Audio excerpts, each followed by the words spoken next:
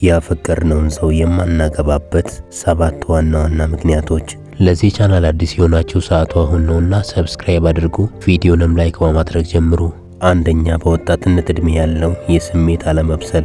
በወጣትነት እድሜ ፍቅር በጣም ኃይለኛና ሁሉንም ነገር የምንረሳበት ስሜት ነው። ያን ጊዜ ይህ ሰው ከሌለ መኖር አልችልም የሚለው ስሜት ብቻ ለትዳር በቂ ይመስለናል። ነገር ግን ትዳር ስሜት ብቻ ሳይሆን አስተዳደር ነው።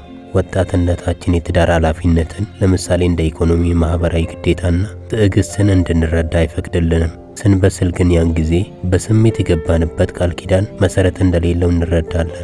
አንድ ሰው በወጣትነቱ ገና ማንነቱ አልተረጋገጠም። ዛሬ የሚወደውን ነገር ነገ ሊጠላው ይችላል። የሚከተለው ዓላማና የህይወት እይታው ሊቀየር ይችላል። በወጣትነት እድሜ ያፈቀርነው ሰው ያን ጊዜ ለነበረን እድሜ የሚመጥን ሊሆን ይችላል። ካደግንና ከተለወጥን በኋላ ግን ያ ሰው ምርጫችን እንዳልሆነና የተሳሳተ ውሳኔ እንደነበር እንረዳለን። ከዚህም የተነሳ የህይወት ግብና ፍላጎታችንም አብሮ ይለወጣል። የልጅነት ፍቅራችን ከበሰለው ማንነታችን ጋር መጣጣም ያቅተዋል። በወጣትነት እድሜያችን ፍቅርን የምናየው በፊልም ወይም በግጥም ደረጃ ነው። ትዳር ግን የጋራ ሂሳብን መምራት፣ የባህሪ ግጭቶችን መፍታትና መስዋዕትነት መክፈል ስለሆነ ይህንን ኃላፊነት ለመሸከም ደግሞ በጣም ይከብደናል። በወጣትነት እድሜ አእምሮአችን የረጅም ጊዜ ስጋቶችን የማመዛዘን አቅሙ ዝቅተኛ ነው። ዛሬ ስላፈቀርን ብቻ ሁሉንም ነገር ጥለን ለመሄድ እንደፍራለን። ነገር ግን ቆይተን ስናስበውና ህይወት መስመር ስትይዝ በዚያ እድሜ የወሰነው ውሳኔ ምን ያህል አደገኛ እንደነበር ይገባናል። ይህ የብስለት ጉድለት ነው። ሁለተኛ፣ የባህሪና የዓላማ ልዩነት። በፍቅር መጀመሪያ አካባቢ ሁሉም ሰው ጥሩ ጎኑን ብቻ ነው የሚያየው። በተለይ በወጣትነት እድሜ ባህሪው ይለወጣል ወይም በፍቅር አስተካክለዋለሁ የሚል የየዋህነት እምነት አለ። ነገር ግን ወደ ትዳር ለመግባት ስናስብ የሰውየው ትክክለኛ ማንነት፣ ትዕግስቱ፣ ለኃላፊነት ያለው አመለካከትና በችግር ጊዜ የሚሰጠው ምላሽ ሊለወጥ የማይችል ቋሚ ባህሪው መሆኑን እንረዳለን። ያን ጊዜ ፍቅሩ በባህሪ ልዩነት መሸርሸር ይጀምራል። ፍቅር ማለት አይን ለአይን መታየት ብቻ ሳይሆን አንድ አቅጣጫ ላይ አብሮ መመልከት ነው። ለምሳሌ አንደኛው ሰርቼ ሀብታም መሆን አለብኝ ብሎ ሌት ተቀን የሚለፋ ቢሆን፣ ሌላኛው ግን ባለን ነገር ተደስተን እንኖር የሚል ዝቅተኛ ምኞት ያለው ሊሆን ይችላል። አንደኛው ሀገር ውስጥ ተምሮ ሰርቶ መለወጥን ሲያስብ፣ ሌላኛው ዓላማው ደግሞ ውጭ ሀገር መሄድ ብቻ ሊሆን ይችላል። እነዚህ የህይወት አቅጣጫዎች ካልተጣጣሙ ፍቅሩ ብቻውን መንገድ አያቀናም። ዓላማ ያለው ሰው ለነገ ውጤት ሲል የዛሬውን ችግር ይታገሳል። ዓላማ የሌለው ግን ችግር በመጣ ቁጥር መሸሽን ይመርጣል። በወጣትነት እድሜ አብዛኛው ሰው ራዕዩ ግልጽ ስላልሆነ ነገሮች ሲከብዱ አንተም መንገድህን እኔም መንገዴን በመባባል መለያየትን ይመርጣሉ። ያፈቀርነው ሰው በባህሪው የማይመስለን ከሆነና የህይወት አቅጣጫችን የተለያየ ከሆነ ፍቅራችን ልክ በሁለት ተቃራኒ አቅጣጫ እንደሚሮጡት ባቡሮች ይሆናል። የቱንም ያህል በፍቅር ብትታሰሩ ራዕያችሁና ባህሪያችሁ እንዲሁም ዓላማችሁ ወደ ተለያየ ቦታ ይወስዳቸዋል። ሶስተኛ፣ የመለወጥ ፍላጎት ማጣት።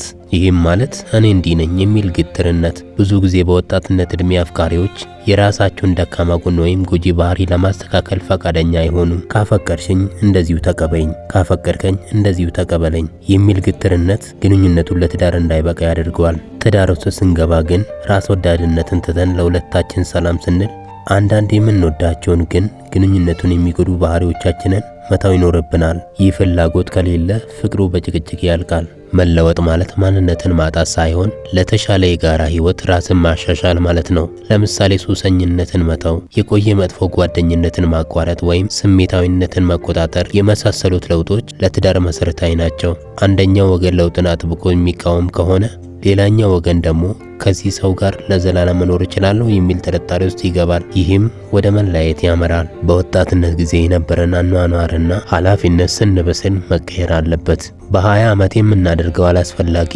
የጊዜ አጠቃቀም በ30 ዓመታችን ሊቀጥል አይችልም። የመለወጥ ፍላጎት የሌለው ሰው እድሜው ቢጨምርም አእምሮ ግን እዛው የልጅነት ፍቅር ላይ ይቆማል።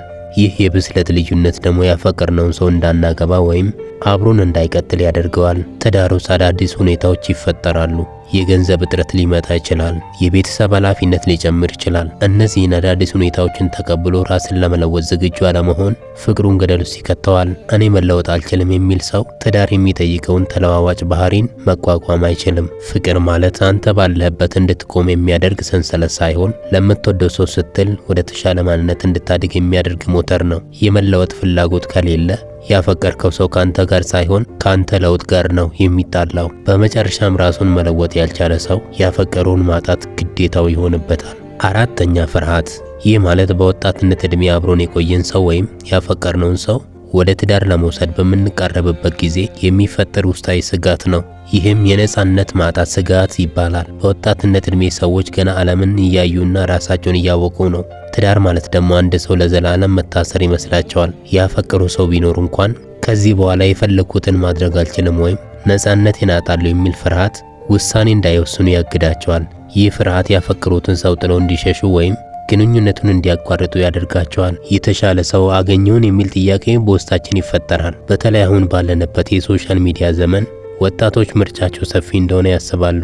ያፈቀሩ ሰው ቢኖር እንኳን ገና ወጣት ነኝ፣ ምናልባት ከዚህ የተሻለ ወይም የምትስማማኝ ሴት ወደፊት አገኝ ይሆናል የሚል ጥርጣሬ አእምሯቸውን ያውከዋል። ይህ የተሻለ ፍለጋ የልጅነት ፍቅራቸውን በቁጭት እንዲያጡ ያደርጋቸዋል። ብዙ ወጣቶች በዙሪያቸው የፈረሱ ትዳሮችም ወይም የተጎዱ አፍቃሪዎችን ያያሉ። ያንን ውድቀት ስለሚፈሩ ያፈቀሩትን ሰው እንዳያጡት በመስጋት ብቻ ለትዳር ጥያቄ ሲመጣ መሸሽ ይጀምራሉ። አሁን በፍቅር እንዲህ ደስተኛ ከሆነን ትዳር ውስጥ ገብተን ነገሮች ቢበላሹስ የሚል ስጋት ወደፊት ከመራመድ ያግዳቸዋል። ደግሞም ኃላፊነትን መፍራት ይመጣል። ትዳር ማለት ከራስ በላይ ለሌላ ሰው መኖር፣ ለልጆች ማሰብና ትልቅ የቤት ኃላፊነትን መሸከም ነው። በወጣትነት ዕድሜ ገና የራሱን ኑሮ በሚገባ ያልመራ ሰው ይህንን ግዙፍ ኃላፊነት ሲመለከት ይደነግጣል። ያፈቀረውን ሰው ቢወደውም ኃላፊነቱን መሸከም ስለማይችል ግንኙነቱን በመሃል ያቋርጠዋል። አምስተኛ የቤተሰብ ጣልቃ ገብነት። ይህ ምክንያት በተለይ በእኛ ማህበረሰብ ውስጥ ያፈቀርነውን ሰው እንዳናገባ የሚከለክለን ትልቁና አስቸጋሪ አጥር ነው። በወጣትነት ዕድሜ ደግሞ በቤተሰብ ላይ ያለን ጥገኝነት ከፍተኛ ስለሚሆን ተጽዕኖው ይበልጥ ይከብዳል። ይህም በዘር፣ በቋንቋ ወይም በሃይማኖት ልዩነት ላይ የተመሰረተ ተቃውሞ ነው። ብዙ ቤተሰቦች ለልጆቻቸው የትዳር አጋር ሲያስቡ ከራሳቸው ጋር የሚመሳሰል ማንነት ያለው ሰው እንዲመርጡ ይፈልጋሉ። አንተ ያፈቀርካት ሴት ወይም ያፈቀርሽው ወንድ ከቤተሰብ እምነት ወይም ባህል ውጪ ከሆነ ቤተሰብ ግንኙነቱን ስህተት አድርጎ ይፈርጀዋል። በወጣትነት ዕድሜ ደግሞ ቤተሰብን ተቃውሞ ለመቆም የሚያስችል የሞራልና የኢኮኖሚ ጥንካሬ ስለሌለ ያፈቀርከውን ሰው ትተህ የቤተሰብን ምርጫ ለመቀበል ትገደዳለህ። ቤተሰቦች ልጃችን እኛ ካለንበት ደረጃ በታች ከሆነ ቤተሰብ ጋር መጋባት የለበትም የሚል አመለካከት ሊኖራቸው ይችላል። ይህ የክብርና የደረጃ ጥያቄ በእውነተኛ ፍቅር ላይ ትልቅ እንቅፋት ይፈጥራል። ቤተሰብ የእኛን ስም ታጠፋለህ በሚል ጫና ሲያሳድሩብህ ፍቅርህን መስዋዕት እንድታደርግ ትገፋፋለህ። ቤተሰቦች እኛ ለልጃችን የሚበጀውን እናውቃለን በሚል የራሳቸው ፍላጎት በልጆቻቸው ላይ ጫና ያደርጋሉ። አንተ በስሜት አፍቅረሃል ብለው ስለሚያስቡ የልጅነት ፍቅር ያልፋል፣ እኛ የመረጥንልህ ግን ይረጋል በሚል ጫና ያሳድራሉ። ይህ የብስለት ልዩነት በቤተሰብና በአንተ መካከል ግጭት ፈጥሮ በመጨረሻም ፍቅሩ እንዲቋረጥ ያደርጋሉ። ስድስተኛ የጊዜ አለመጣጣም። ሁለት ሰዎች እኩል ዕድሜ ላይ ቢሆኑም ለትዳር የሚደርሱበት የብስለት ደረጃ ሊለያይ ይችላል። አንደኛው ወገን ብዙውን ጊዜ ሴቷ ለትዳርና ለቁም ነገር ዝግጁ በሆነችበት ሰዓት ወንዱ ገና ወጣትነት የልይበት ልዝናና የሚል ስሜት ውስጥ ሊሆን ይችላል። ይህ የጊዜ ልዩነት አንዱ እንዲጠባበቅ ሌላው ደግሞ እንዲሸሽ ስለሚያደርግ ግንኙነቱ ለትዳር ሳይበቃ በመሃል ይቋረጣል።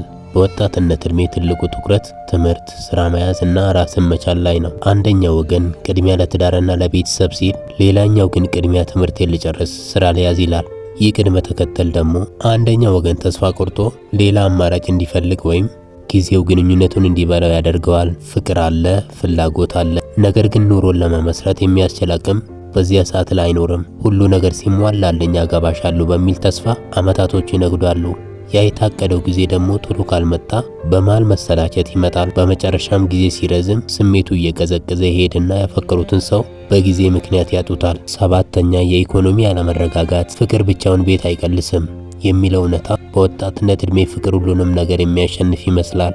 ነገር ግን ትዳር ውስጥ ሲገባ መጠለያ ወይም ቤት፣ ምግብ፣ አልባሳት እንዲሁም የሕክምና ወጪዎች የግድ ናቸው። ወጣቶች ገና ስራ ባልያዙበት ወይም ራሳቸውን ባልቻሉበት ወቅት በፍቅር ስለሚታሰሩ የትዳርን ቁሳዊ ፍላጎት ለማሟላት አቅም ያጥራቸዋል። ይህ የገንዘብ እጥረት በቤት ውስጥ ጭቅጭቅና አለመግባባትን ይፈጥራል። በመጨረሻም ፍቅሩ በኑሮ ውድነት ይሸረሽራል። ይህ የኢኮኖሚ ዝቅተኝነት ስሜት ያፈቀረውን ሰው ጥሎ እንዲጠፋ ወይም ግንኙነቱን እንዲያቋርጥ ያደርገዋል። ሴቶች በተፈጥሯቸው ለራሳቸውና ወደፊት ለሚወልዷቸው ልጆች ዋስትና የሚሰጥ ወንድ ይፈልጋሉ። ያፈቀረችው ወንድ የኢኮኖሚ አቅሙ ዝቅተኛ ከሆነና ለወደፊትም ተስፋ የማይታይበት ከሆነ ምንም ያህል ብታፈቅረውም ትዳር ውስጥ ለመግባት ትሰጋለች።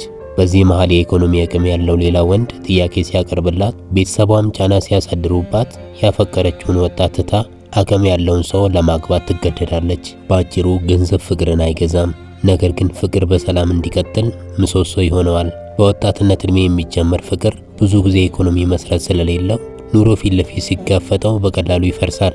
ያፈቀርነውን ሰው የማናገባው ስለማንወደው ሳይሆን ኑሮን የምንገጥምበት አቅም ስለሌለን ነው። እስካሁን ስለተከታተላችሁኝ አመሰግናለሁ። ለዚህ ቻናል አዲስ የሆናችሁ ሰዓቱ አሁን ነውና ሰብስክራይብ አድርጉ፣ ቪዲዮንም ላይክ አድርጉ።